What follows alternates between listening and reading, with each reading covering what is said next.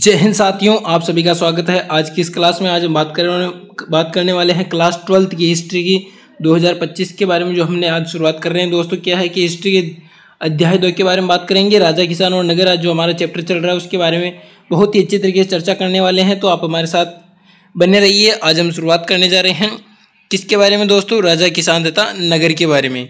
तो चलिए दोस्तों, क्या प्रोसेस है हिस्ट्री के बारे में, उसके बारे में चर्चा करते हैं। यानी कि दोस्तों जो हमारा इतिहास का पार्ट चल रहा है, कक्षा 12 इतिहास, उसमें दोस्तों अपनी ज्ञानधारा पर आपको देखने को मिल रहा है। तो मौर्य जो हमने बात करी है दोस्तों, राजा, किसान, नगर के बारे में, अशोक के बारे में, मौर्य के शासनकाल के बारे में बात करी है हमने दोस्तों। किस तरह से मौर्य साम्राज्य फैला और किस तरह से वहाँ पर शासन किया, और दोस्तों किस तरह से वहाँ पर बहुत सारे शक्तिशाली शासक आए, उसके बारे में हमने बहुत अच्छी तरीके से चर्चा की है।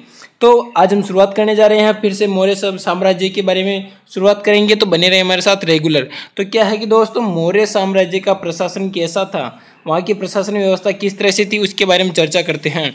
तो देखिए दोस्तों क्या होता है, इसके बारे में चर्चा करते हैं। यानी कि दोस्तों मौर्य समाज में 5 प्रमुख राजनीतिक केंद्र थे, एक राजधानी थी और 4 प्रांतीय केंद्र थे। यानी कि दोस्तों क्या है कि मौर्य साम्राज्य है जो कि दोस्तों 5 प्रमुख राजनीतिक केंद्रों में था, जिनमें दोस्तों एक राजधानी थी और 4 प्रांतीय केंद्र थे। वो कौन कौन से थे उसके बारे में विस्तार से हम चर्चा करते हैं दोस्तों। बहुत ही इंपॉर्टेंट है दोस्तों, ये क्वेश्चन कई बार आ चुका है और दोस्तों कई बार पूछा गया है, तो इसको अच्छी तरीके से याद रखना है। बहुत ही इंपॉर्टेंट है, बहुत ही अच्छी तरीके से इसको हाईलाइट कर लेना है। तो देखिए दोस्तों क्या है कि यानी कि दोस्तों देखिए कि यानी वहाँ की जो राजधानी थी वो थी दोस्तों पाटलिपुत्र, जिसका वर्तमान नाम दोस्तों पटना है। क्या नाम है दोस्तों? पटना। ये दोस्तों पाटलिपुत्र जो किसकी राजधानी थी, ये थी दोस्तों मगध की। यानी कि दोस्तों मगध जो हमारा महाजनपद है उसके बारे में हम चर्चा कर रहे हैं, उसके बारे में पढ़ रहे हैं। तो वो है क्या दोस्तों, एक महाजनपद के बारे में चर्चा कर रहे हैं। तो 4 प्रांतीय केंद्र थे, कौन कौन से? एक तो थी दोस्तों राजधानी पाटलिपुत्र और 4 प्रांतीय केंद्र थे। तो कौन कौन से थे दोस्तों? एक था दोस्तों तक्षशिला। अच्छी तरीके से देखिए दोस्तों, बहुत ही इंपॉर्टेंट चीज़ है ये, वेरी वेरी इंपॉर्टेंट है दोस्तों। पाटलिपुत्र राजधानी थी, 4 प्रांतीय केंद्र कौन कौन से थे दोस्तों, उसके बारे में देखते हैं। यानी कि दोस्तों तक्षशिला, इसके बारे में देखिए दोस्तों उज्जैनी। यानी कि दोस्तों यहाँ पर देखिए पहला हमारा है तक्षशिला, उज्जैनी, तोसली, स्वर्णगिरी। ये दोस्तों हमारे 4 प्रमुख केंद्र थे, राजनीतिक प्रांतीय केंद्र। और चर्चा करें तो यहाँ पर देखिए दोस्तों कि किस तरह से हमने विस्तार से चर्चा करनी है दोस्तों। यहाँ पर देखिए कि अशोक के अभिलेखों के अनुसार, पाकिस्तान के अनुसार, यानी दोस्तों जो पाकिस्तान है उसके अनुसार देखिए दोस्तों क्या होता है कि अशोक के अनुसार जो उनके अभिलेख थे, जो उनके दोस्तों राजनीतिक अभिलेख थे, पाकिस्तान में पश्चिमोत्तर से लेकर आंध्र प्रदेश, उड़ीसा, झारखंड, उत्तराखंड जैसे दोस्तों तक स्थान पर जैसे संदेश उत्कीर्ण हुए के, यानी दोस्तों वहाँ पर उत्कीर्ण किए गए थे। तक्षशिला, और यहाँ पर देखिए दोस्तों तक्षशिला और उज्जैन दोनों लंबी दूरी महत्वपूर्ण व्यापार मार्ग पर स्थित थे। और दोस्तों स्वर्ण के लिए स्वर्णगिरी कर्नाटक, यानी कि दोस्तों जो सोने के लिए इसका महत्वपूर्ण उपयोग था, व्यापार के लिए इसको केंद्र बना रखा था। यहाँ पर दोस्तों अच्छी तरीके से देखिए कि किस तरह से यहाँ पर विस्तार होता है। फिर क्या होता है दोस्तों कि साम्राज्य के उचित संचालन के लिए जमीन और नदी दोनों मार्गों में आना और दोस्तों जाना बना रहता था। राजधानी में प्रांत, यानी दोस्तों प्रांत तक जाने में कई सप्ताह और कई महीनों का समय लगता होगा। यानी दोस्तों यात्रियों में विश्राम, खान पान की व्यवस्था की गई होगी और सुरक्षा कार्य सेना को सौंप दिया होगा। इस तरह से वहाँ पर दोस्तों होता था। अब दोस्तों हम बात करते हैं कि सेना के बारे में। जो वहाँ की सेना थी उसका प्रशासन किस तरह से था, सेना किस तरह से थी, उसके बारे में चर्चा करते हैं सेना के बारे में। तो देखिए दोस्तों सेना किस तरह से वहाँ पर रखी जाती थी, कहाँ पर दोस्तों? मगध में। तो देखिए मेगस्थनीज, यानी कि दोस्तों मेगस्थनीज क्या है दोस्तों? एक यात्री था। कौन था दोस्तों? एक यात्री, विदेशी यात्री था। इसने दोस्तों इसके अनुसार क्या है कि 6 सैन्य गतिविधियों के लिए दोस्तों यहाँ पर बताई गई थी। ये बताता है कि दोस्तों क्या बताता है, मेगस्थनीज के अनुसार सैन्य गतिविधियों के लिए एक सीमित, यानी दोस्तों एक समिति और 6 उप समितियाँ थी। यानी कि एक तो थी दोस्तों समिति और 6 उप समितियाँ थी। मौर्य साम्राज्य के पास विशाल सेना थी। क्या थी दोस्तों? विशाल सेना। किसके पास? मौर्य साम्राज्य के पास। तो वो कौन कौन सी थी देखिए दोस्तों। पहली समिति के बारे में बात करें तो वो देखिए दोस्तों नौसेना का संचालन। यानी कि दोस्तों पहली समिति का काम क्या था? नौसेना का संचालन। दूसरी समिति थी दोस्तों यातायात, खान पान की देखरेख। ये दोस्तों बहुत ही इंपॉर्टेंट सारणी को, इसको अच्छी तरीके से याद रखना आपको, बहुत ही अच्छी तरीके से कई बार दोस्तों क्वेश्चन पूछ लिया गया और दोस्तों पूछते हैं। तीसरी समिति का काम था दोस्तों एक सैनिक जो दोस्तों पैदल चलते हैं, यानी दोस्तों पैदल सैनिकों का संचालन। चौथी अश्वारोही, यानी दोस्तों घुड़सवार इस तरह से होते थे। 5वीं थी दोस्तों रथारोही, यानी दोस्तों रथ पर चलने वाले इस तरह से। और छठी थी दोस्तों हाथियों का संचालन, यानी कि दोस्तों हाथियों की देखरेख करते थे और हाथियों का संचालन करते थे।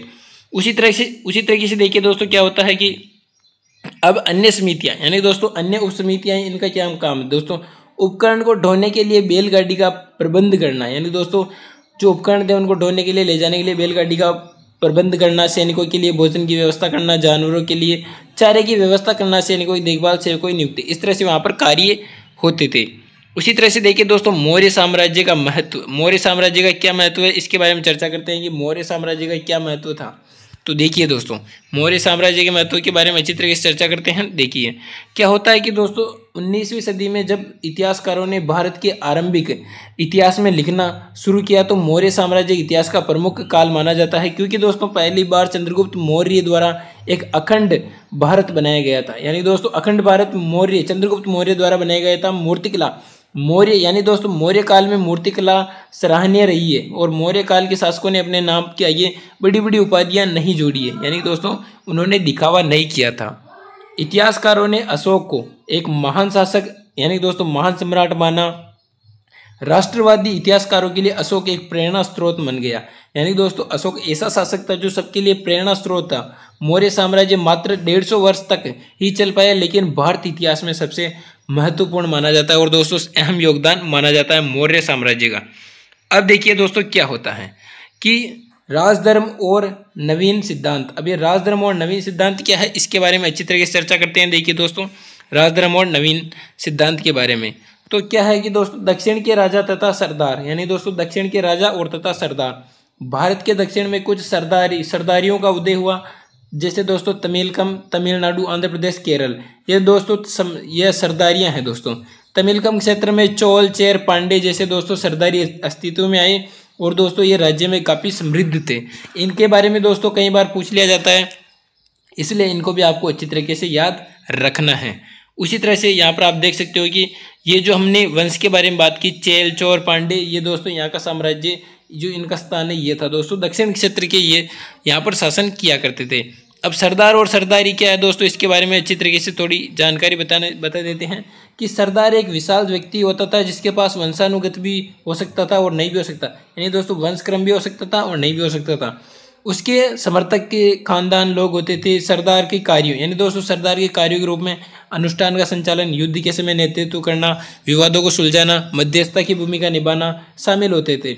और दोस्तों क्या करते हैं, सामान्यतः कोई स्थायी सेना या फिर दोस्तों कोई अधिकार इनके पास नहीं होते थे। तो ये थे दोस्तों सरदार और सरदारी, कई बार इनके बारे में पूछ लिया जाता है। अब दोस्तों सरदार के कार्य क्या थे उसके बारे में देखिए, अनुष्ठान का संचालन करना, युद्ध का नेतृत्व करना, लड़ाई झगड़े विवादों को सुलझाना, और दोस्तों सरदार के अधीन लोगों को भेंट लेता या दोस्तों समर्थकों के उससे भेंट बांटता।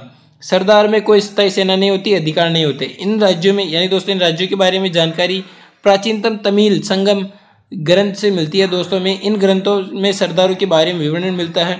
कहीं सरदार तथा राजा लंबी दूरी पर व्यापार करने के लिए राजस्व इकट्ठा करते थे और इनके लिए, यानी दोस्तों इनमें सातवान और शक राजा प्रमुख थे। ये दोस्तों बहुत ही इंपॉर्टेंट शासक थे। कौन कौन दोस्तों, सातवान शासक और दोस्तों शक शासक। इसके बारे में और अच्छी तरीके से चर्चा करेंगे दोस्तों। सातवान जो वंश है वो हमारे लिए बहुत ही इंपॉर्टेंट है। इसमें दोस्तों एक ऐसा शासक हुआ जिसके बारे में हमारे को जानकारी याद रखनी है, तो अगली वीडियो में चर्चा करेंगे उसके बारे में। तो तब तक के लिए दोस्तों इस क्लास को एक बार फिर देखिए, और दोस्तों पहले की जो क्लासेस चल रही है उनको देखिए। 2 पार्ट हमने डाल चुके हैं दोस्तों, राजा किसान तथा नगर। उनको नहीं देखा है तो हमारे चैनल पर जाइए, प्लेलिस्ट में आपको दोनों देखने को मिल जाएगा। तो क्या करिए दोस्तों, इतिहास को अच्छी तरीके से समझने का प्रयास कीजिए। आपको PDF चाहिए तो टेलीग्राम चैनल अपनी ज्ञानधारा से जुड़िए। कोई समस्या हो तो इंस्टाग्राम पर आप मैसेज कर सकते हो, समस्या का समाधान कर दिया जाएगा। तो तब तक के लिए मस्त रहिए, स्वस्थ रहिए, पढ़ते रहिए। धन्यवाद।